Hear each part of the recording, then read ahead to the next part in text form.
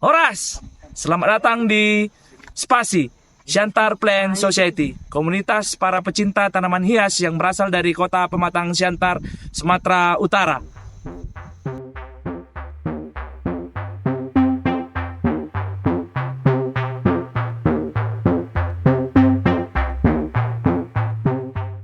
Kembali lagi bersama saya, Budi Nesya.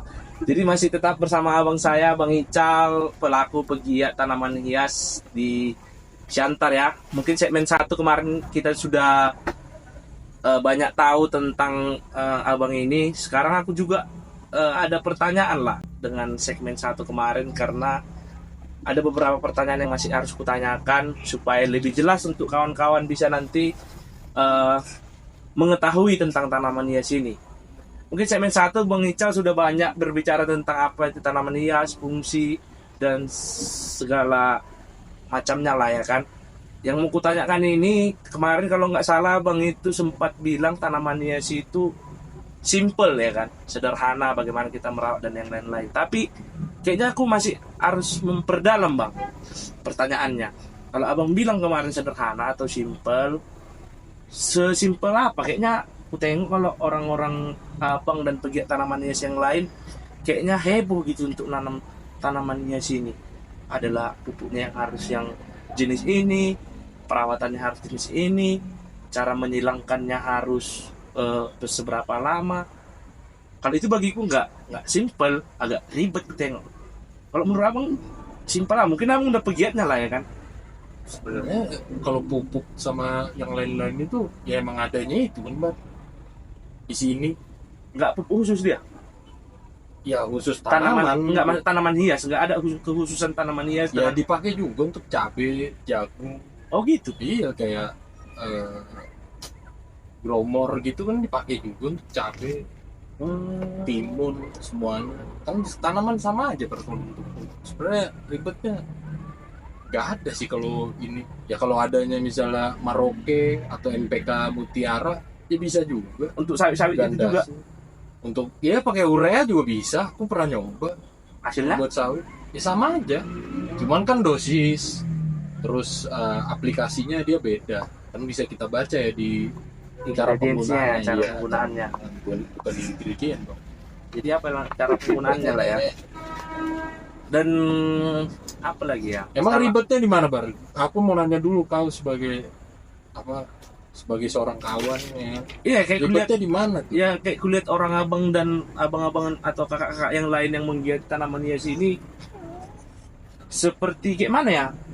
Ada jadwal-jadwal khusus untuk menyiram, bahkan media tanamnya aja orang abang kan kayak mencampur-campurkan apa lah itu aku nggak tahu lah secara khusus nama-namanya. Cuma kayak ini harus dicampur ini, terus ada batu-batunya lagi. Oh, kalau itu media tanam. Ya. Kalau itu tetap ribet kalau kita lihat Bang. Kalau Kalau kita nanam bunga yang lain kan cukup ada tanah, tanam udah biarin siram-siram aja. Tanaman ini bisa gitu Pak, hanya disiram-siram aja. emang bisa. Bisa. Sama aja. Surara itu kan udah ada di media tanam kan. Atau bahkan dari udara. Itu bisa ada, dari hujan bisa tersedia. Cuman untuk pertumbuhannya mungkin dia akan lebih lambat dibanding kita pakai suplemen lagi kan. Itu karena aku sekalian berjualan, sekalian Nah, ini butuh mempercepat atau iya untuk apa namanya, supaya dia lebih kokoh pertumbuhannya aja lah. lebih inilah ya, sehat, lebih sehat. gitu-gitu. Oh. Ya sama lah kayak kau kan. Ya kalau makan ikan asin tiap hari, Iya. hidupnya tetap, tapi kan Makan daun-daunan juga Ah. bisa Bar. Cuman kan kita mau bikin kau jadi super seperti sekarang ini ya kan, kayak bikinlah tambul, binda-binda kayak gitu. Jadi ya Berarti- tanaman tuh ya hewan juga ada kan, gitu juga ada makanan khususnya kalau mau di, tapi tanpa itu pun sebenarnya bisa juga. berarti gambaran umumnya ya tetap sederhana sebenarnya kalau Jadi kalau yang sebenarnya tuh kayak kau kan baru misalnya baru mulai mau mulai ya. tanaman hias, ya kau pelajari dulu morfologinya. Maksudnya tanaman hias itu apa? Tanaman hias misalnya kau anthurium itu seperti apa? Dia hidupnya di mana? Gaya Awal. hidupnya kayak gimana ya kan? Terus dia kebutuhan eh, apa ya namanya, kebutuhannya dia seperti apa ya kan, tempat hidupnya seperti apa, itu yang perlu kau ketahui dulu. Berarti harus kita selaraskan dengan habitat aslinya.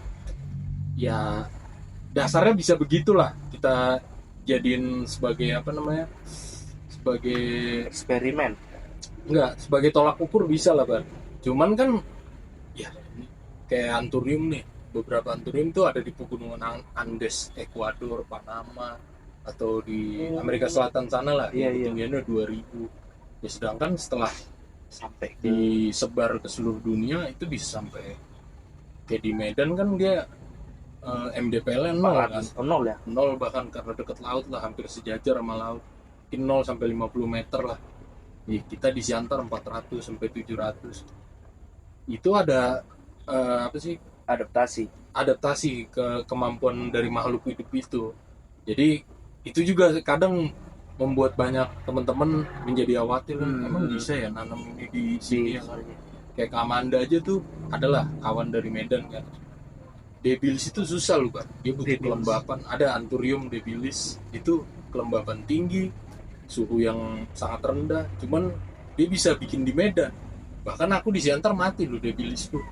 Bahkan di Medan yang hidup. Iya, di Medan bisa. Jadi dia mungkin kemampuan tanaman yang dimiliki Kamanda itu sanggup untuk beradaptasi sampai ke titik itu kan. Kayak gitu contohnya. Berarti tergantung perlakuan kita terhadap Iya, tanaman itu yang aja, lebih Bang, pas sebenarnya perlakuan. Jadi kayak pakai pupuk apa, insektisida apa, fungisida apa itu atau media tanam apa, itu tergantung perlakuanmu. Kayak misalnya aku hobi nyiram. Kenapa? Kan kau bilang tadi aku banyak batuan kan. Iya, Karena iya, aku iya. hobi nyiram-nyiramin tanaman lah. Jadi kalau banyak batuan itu akan poros. Poros itu adalah dia akan semakin berongga kan media tanam itu. Jadi air semakin Mempercepat. cepat turun dan dia tidak lama menahan air di dalam media tanam itu. Kayak gitu. Jadi karena aku sukanya begitu kayak gitu. Ada juga kawan yang males gitu kan. Jadi dia cuman tanah sama kulit padi aja, jadi lebih padat. iya lebih lama nahan airnya. Jadi dia bisa nyiram seminggu sekali. Bisa kayak gitu. Berarti memang cara kita aja cakot kan. Iya, Gimana ngikutin lingkungan aja ya. Kalau emang ada di rumahmu berarti kan ngikutin lingkunganmu kan, lingkungan gaya hidupmu. Nah, yang kedua Bang, pernah Bang bilang segmen kemarin itu yang kita cerita itu tentang apa namanya, hibrid ya. Hibrid kalau orang tanaman hias bilang hibrid, cuma kalau kita bilang bahasa sehari-hari disilang lah. Sebenarnya itu disilang itu kata lainnya itu dikawinkan ya. Ya, Dikawinkan gitu ya. tapi beda jenis.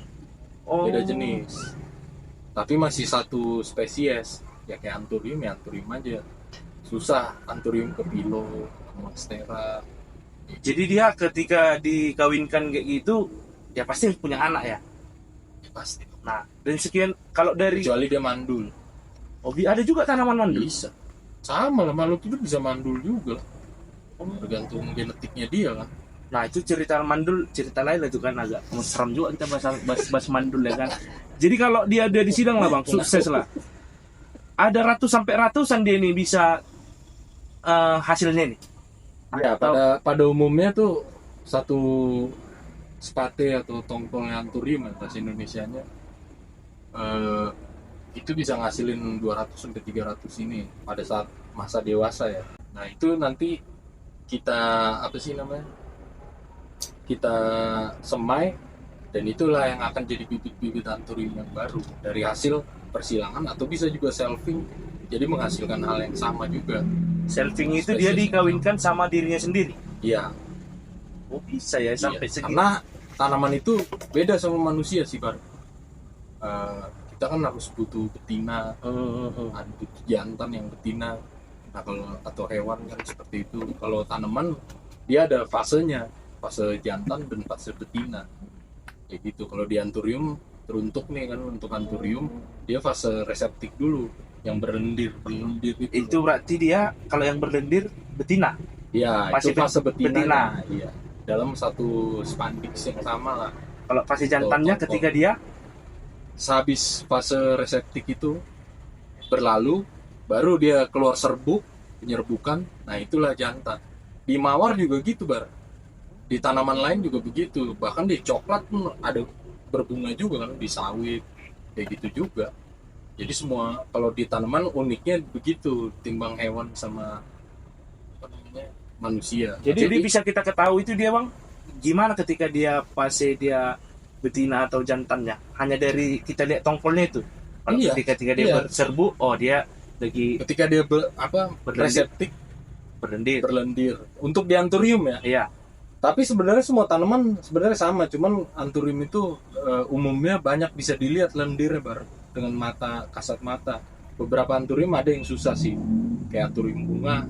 Kau harus Kita- perlu pegang dulu dia lengket apa ini, atau enggak pakai kaca pembesar gitu kan. Atau enggak bisa stimulasinya tuh dari hewan-hewan atau serangga yang menempel ke situ. Jadi dari sekian ratus itu bang, kemungkinan berapa banyak yang tetap bertahan? Itu Tergantung tergantung kemampuan daripada tanaman itu Tanaman tersendiri, itu ya. Pak. Iya. Biasanya sih kalau temen-temen nih, kita akan menciptakan suasana sih Pak.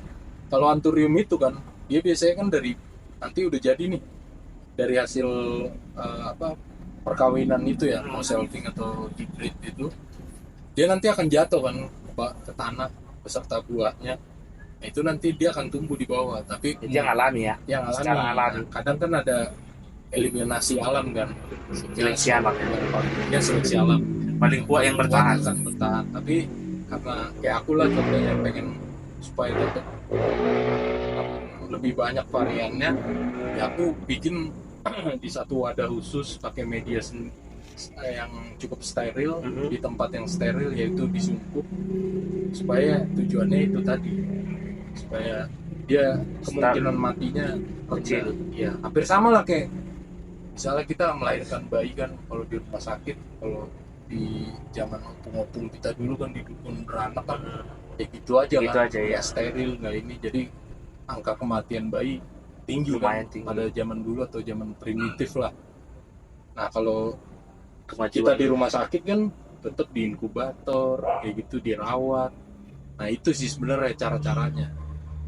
Jadi kalau sudah semakin baik itu kan berarti butuh tempat lagi bang. Ya itu yang aku bilang semalam kan, kenapa aku pindah ke sini, karena butuh space itu baru untuk pot-pot itu bisa dijajarin, Untuk hasil silangan-silangan hasil itu tadi itu ya. Iya.